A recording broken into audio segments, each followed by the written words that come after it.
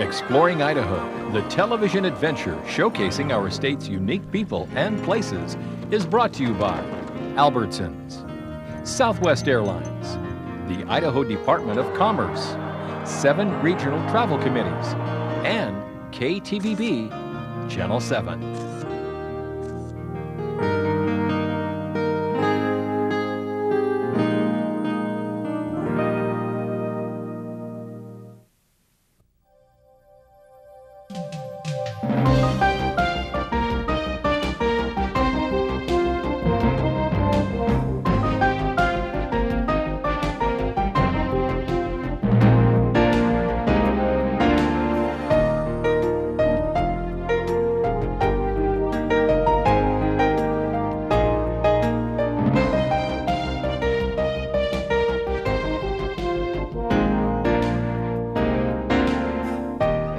On this edition of Exploring Idaho, meet a champion bull rider as we go behind the scenes to one of the top rodeos in the country.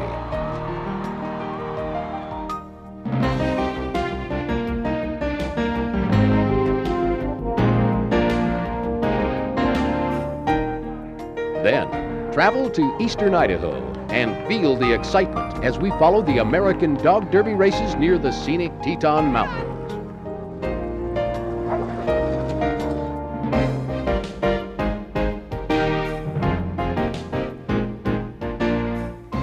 And meet a former teammate of Peekaboo Street who's involved in an adaptive skiing program at Sun Valley. All this coming up on Exploring Idaho.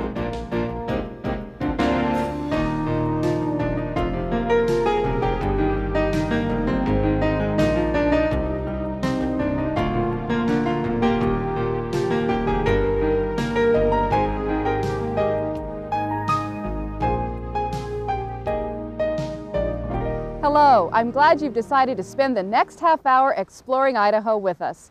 Tonight we're going to learn about some demanding sports and the gritty athletes who've accepted their challenge. In our first story, we meet champion bull rider Charlie Sampson. After 16 years as a professional cowboy, Charlie is getting ready to retire. So we take you to a national rodeo competition in Pocatello to watch his final performance. The Dodge National Circuit Finals Rodeo has been held at Pocatello's Holt Arena for nearly a decade. And this year, all 7 reigning world champions are competing.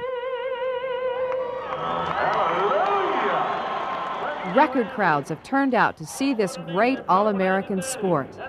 For these rough and tumble men, cowboying is a way of life.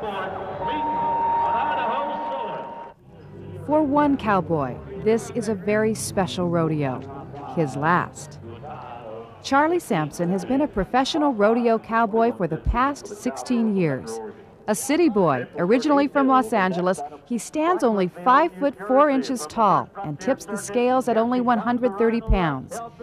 This is an unlikely combination for a champion bull rider. My personality is just being outgoing, friendly to a lot of people.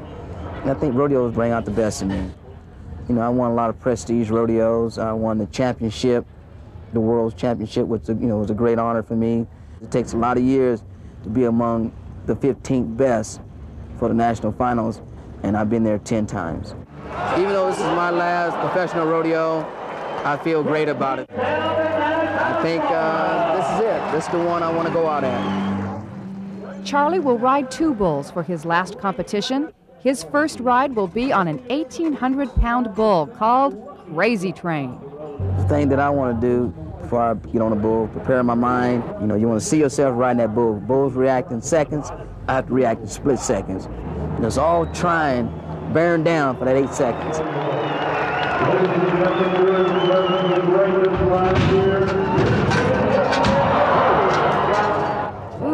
After a ride like that, it's back to the locker room to lick your wounds and count your blessings.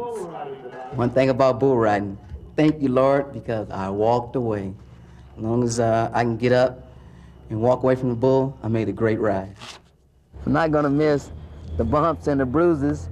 I've broken my leg a couple times. I've broken my ankle, broke my wrist, had a bull hit me upside the head and literally tore up my forehead. I've had my share of bumps and scratches. Charlie will get another chance to prove himself before the rodeo is through, but this cowboy doesn't get a second chance. His bull riding days are over.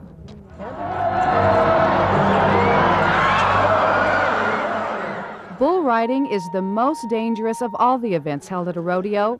That's why the clown bullfighter is so important. It's his job to put himself in danger's path and save a fallen cowboy. We get paid to do a job, and my job is to step in between there. Fortunately, I was the one to get the lickings out of it, and the bull rider's all right. That's worth the whole paycheck when someone comes up and thanks you. It's an adventure. It's more than a job, you know. It's what we're paid to do. It's my life. It's my way of living, you know. It's something I really enjoy to do. What is it about the cowboys' will to ride and risk it all? Is it their spirit, their toughness, their heart? All of these and more make the American rodeo cowboy.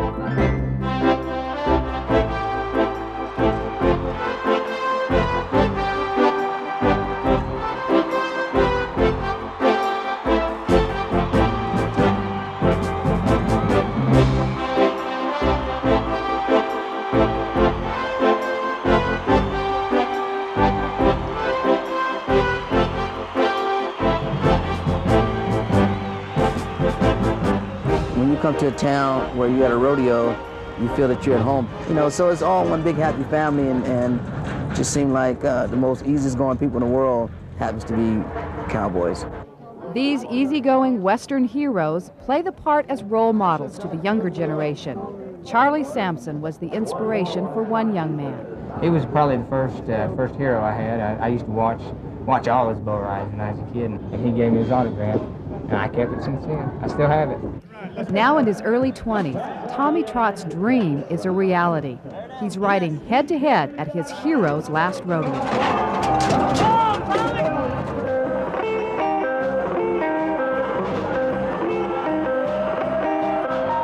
little man with the big heart and the little round, the great Charlie Sampson.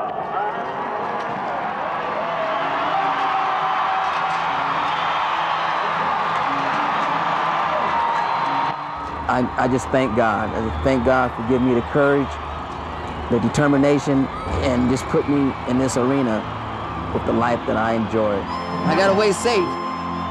That's the way I want to go. And after you've ridden all you can ride, there finally comes a time when you have to hang up your spurs. It's time for another cowboy to take center stage and carry on the legacy of the American West. Oh, what a great story. As you can see, Charlie is an inspiration for all cowboys, and many will try to follow in his footsteps. We'll be right back. Still to come, catch the excitement of the American Dog Derby races.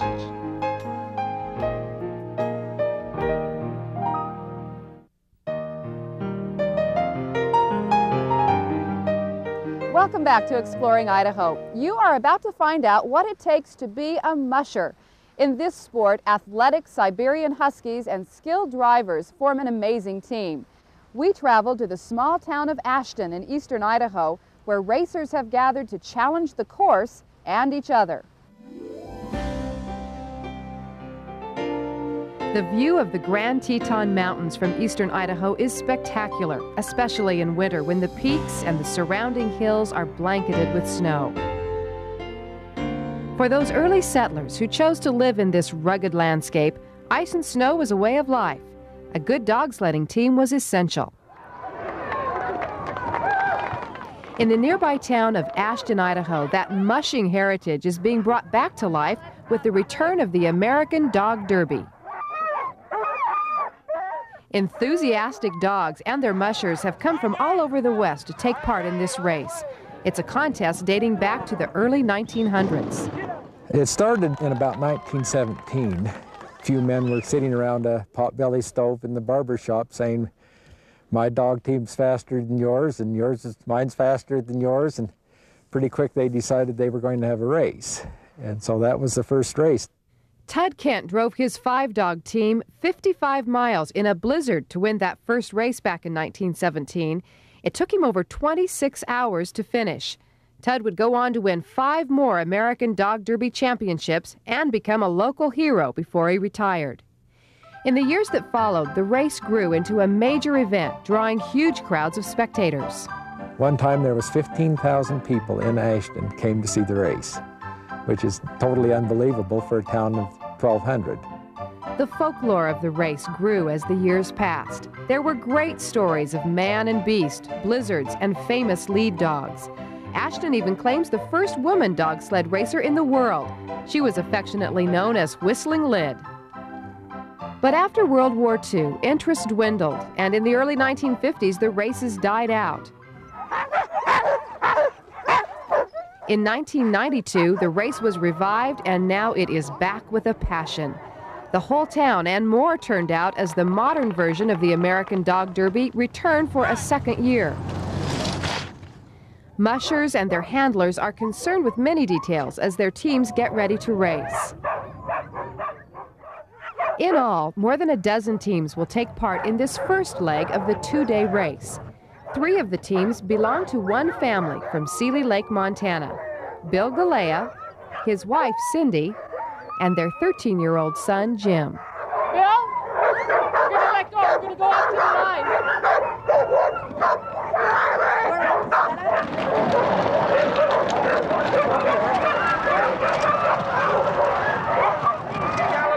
GALLEA from GALLEA. Jim GALLEA. Bill GALLEA. A variety of spectators line the streets to watch these amazing dogs compete. I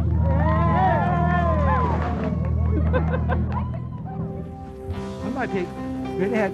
Oh, it's okay, Sparky. It's okay. Bill and his son Jim are each running a 6-dog team over a 27-mile course.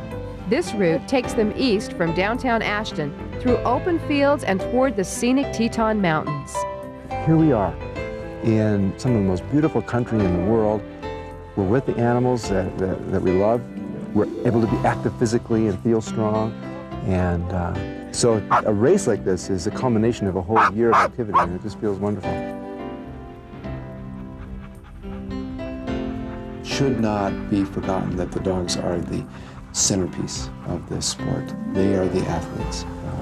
I mean, yeah, you can see us running up the hill and maybe we focus on how grueling that is, but really, just imagine what wonderful athletes these dogs are.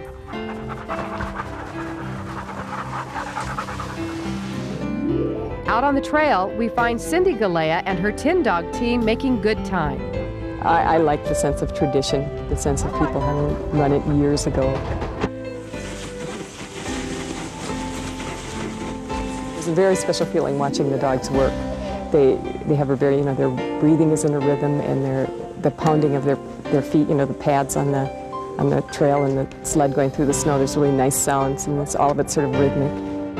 The course isn't always easy. There are some tense moments when the teams encounter some man-made obstacles. Somebody stay on that hook. Stay on that hook hard. The road crossings were a problem because my leader wanted to go down the roads instead of across the roads, but there were people around to help when I needed help. Let's go, Chichi. What we run, it's purebred Siberian Huskies, and they're born for running, and you don't have to ask them to do that. So just give them the fun they want. The best partners for sports you can have, that's the animals. And as better you treat them, as more they pay back. Look out. All right, kick. Cut him alone. You must be proud of your son. I'm really proud of him. I tried to shake him and I couldn't. He was really doing well. So stuck to me like glue. So it was a good day. You look really good. Yeah, they're really fine. Dusty was just getting a little warm, I think, but otherwise everybody's really doing well.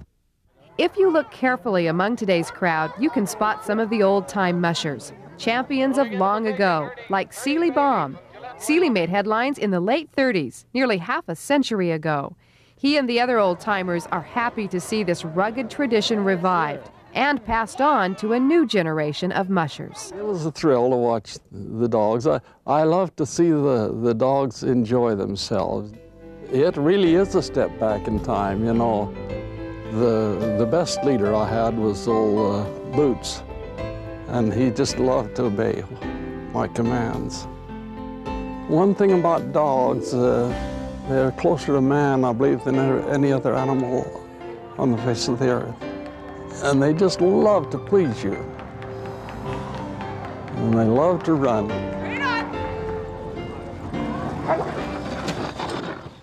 What incredible skill and dedication. Can you imagine the time it takes to develop that kind of a bond? It's great to see the sport being revived. We'll be right back. Up next, meet a former downhill racer who's conquering Sun Valley's Bald Mountain all over again.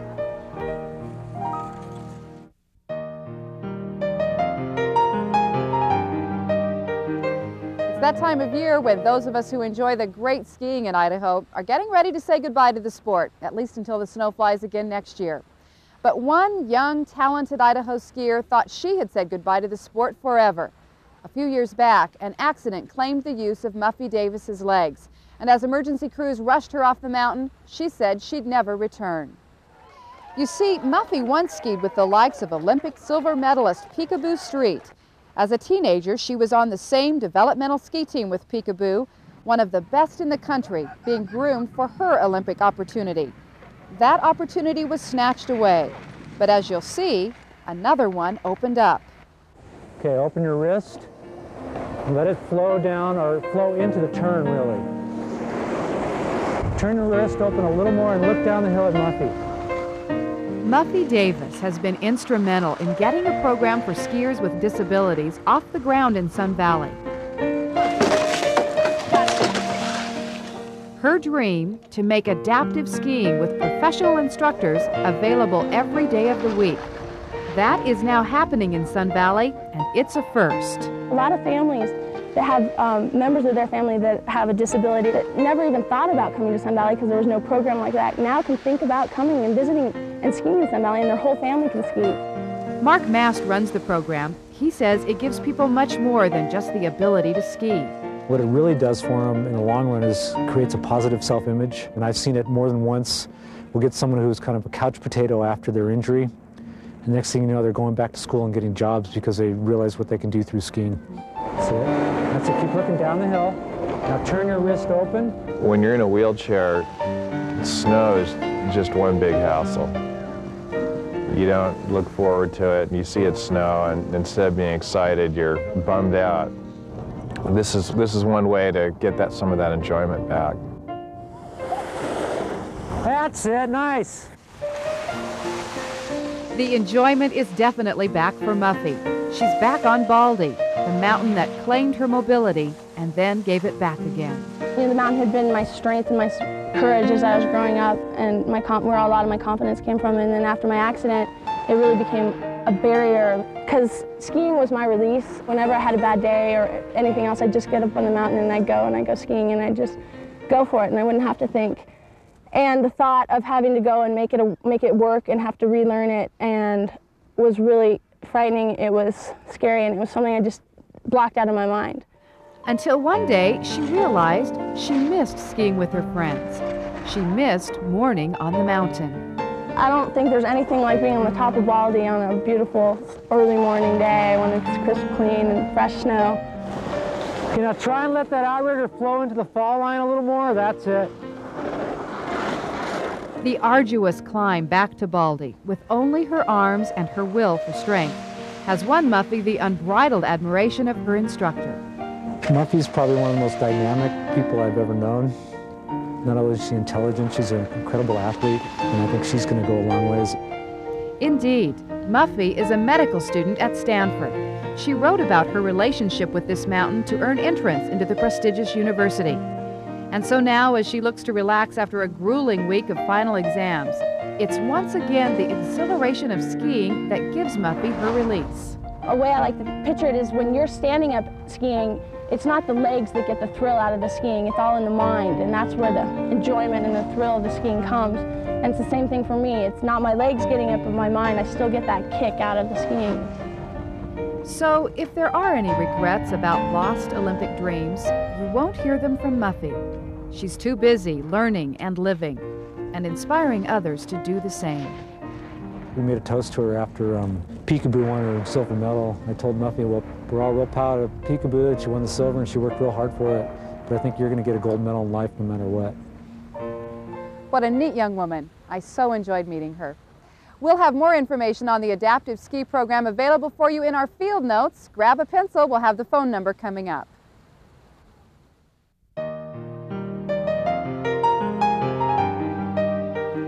Now here's how you can get more information about the stories you've seen on this edition of Exploring Idaho. Call 1-800-635-7820 and ask for the field notes on show number 111. We'll also enclose a brochure that will give you a list of all the statewide rodeos and fairs for the upcoming season. Now we want to show you a rare sight, the splendor of Mesa Falls in winter. The falls are 11 stories high and can only be reached this time of year by snowmobile. They're located along a scenic byway in the Targhee National Forest.